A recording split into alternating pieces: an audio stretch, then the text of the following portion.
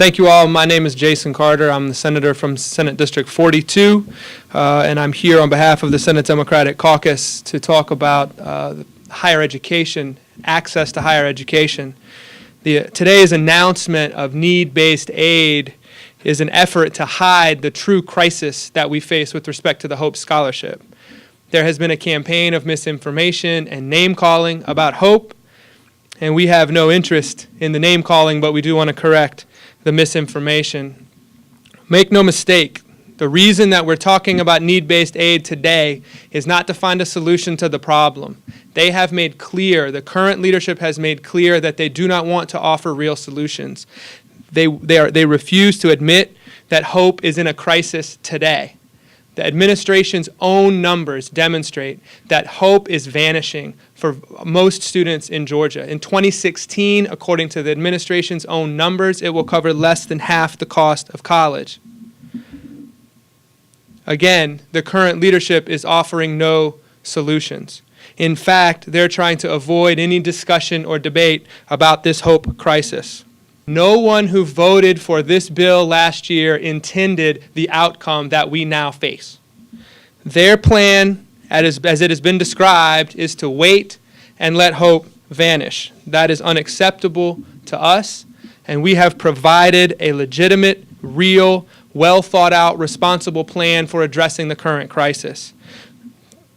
Just to be specific, in the face, as I mentioned, of some of the misinformation that has come out, our plan does the following.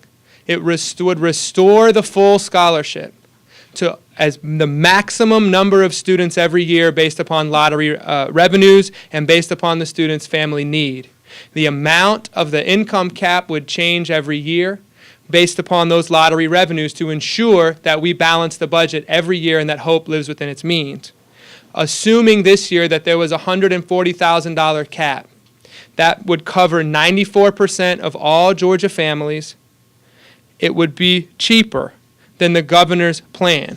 Again, assuming a $140,000 cap, the Democratic plan would spend about $34 million less than the governor's plan.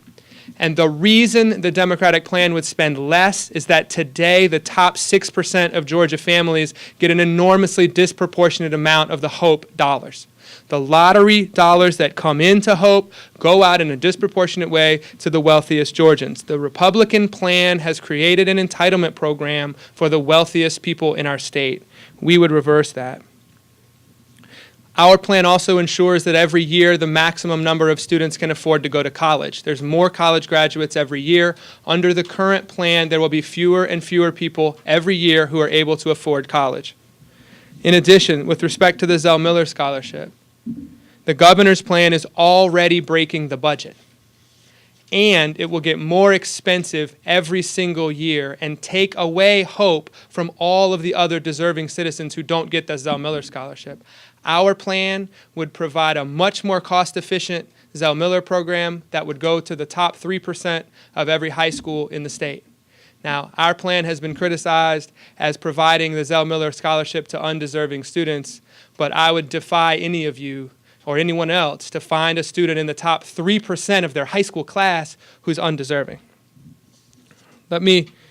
Before I turn this over to Senator Tate for a few comments, I would like to say one thing about the governor's REACH plan that was discussed today. I noticed that the plan begins in Bullock, Douglas, and Rabun counties. Now, our Hope plan would restore the full Hope Scholarship for 94% of the Hope Scholars in Bullock County, 93% of the Hope Scholars in Douglas County, and every single Hope Scholar in Rabun County. If you really wanted to help those students in those counties, you would restore the full Hope Scholarship under the plan that we've presented in the fiscally responsible way that pays for itself.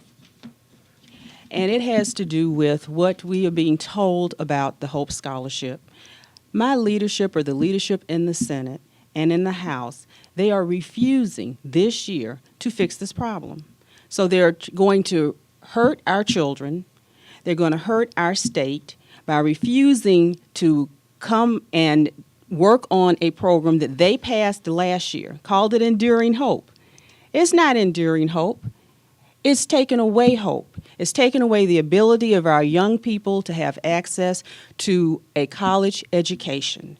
And it's a mistake, and we need to change it. We need to look at it now. The only reason they don't want to look at it now, and they want it to vanish, and it will vanish, is because of partisan politics. It's just as simple as that.